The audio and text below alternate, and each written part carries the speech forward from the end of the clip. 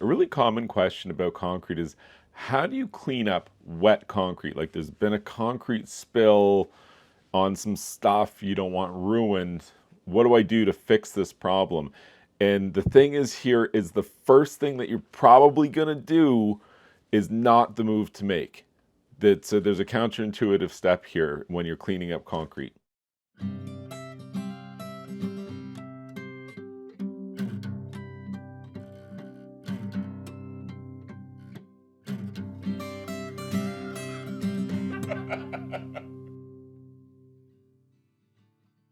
So the first thing that you should avoid doing is applying water to the situation. Whatever this concrete's on right now, if you apply water to that as part of this cleanup effort, essentially what you're going to do is you're going to bond that cement paste on there.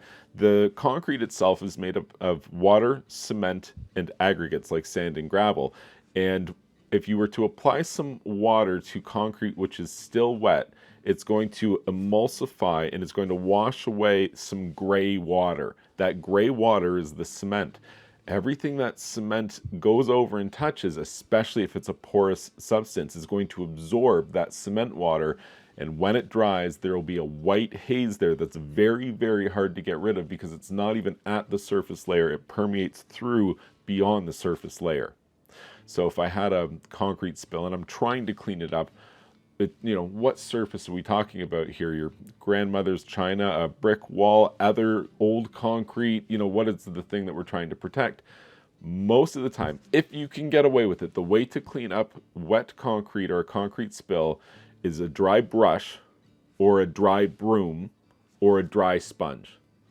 Dry brush, dry broom, dry sponge. That's the way to handle this. Just if you can consolidate it, get it off of there. Sometimes the solution is just leave it be and let it harden. And the next day, just pick it up and move it, and the two won't bond at all. Like a function of concrete bonding to, like, let's use other concrete as an example, because that's one of the most common things that you're going to have a concrete spill around that you need to clean up is other existing concrete. If you go out there with a wet sponge or any kind of water and hose it down, you're probably going to fail to get rid of it all, and it's probably going to result in staining. Whereas if you were to just leave it, don't do a thing at all, the new concrete will fail to bond to the old concrete. In the world of bonding concrete, that is of critical importance that the substrate must be wet when you apply the new to the old.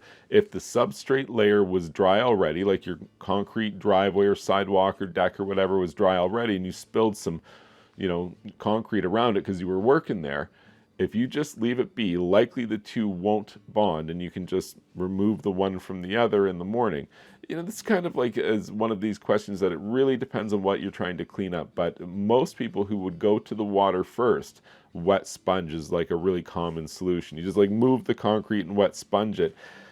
If you do that, it can work, but here's the thing you have to do. You have to do a wet sponge and then rinse out your bucket and your sponge again. Come in with clean water, wet sponge a second time, get rid of that water again, come in a third time with a wet sponge, and now this time let it dry, and you need to do a dry towel once it hazes over. That would be the way that you would remove it if you're going to go the water method. You have to just go over and over and over again until you've diluted that cement to such a degree that you're not going to have this hazing or staining from the cement once it's dried.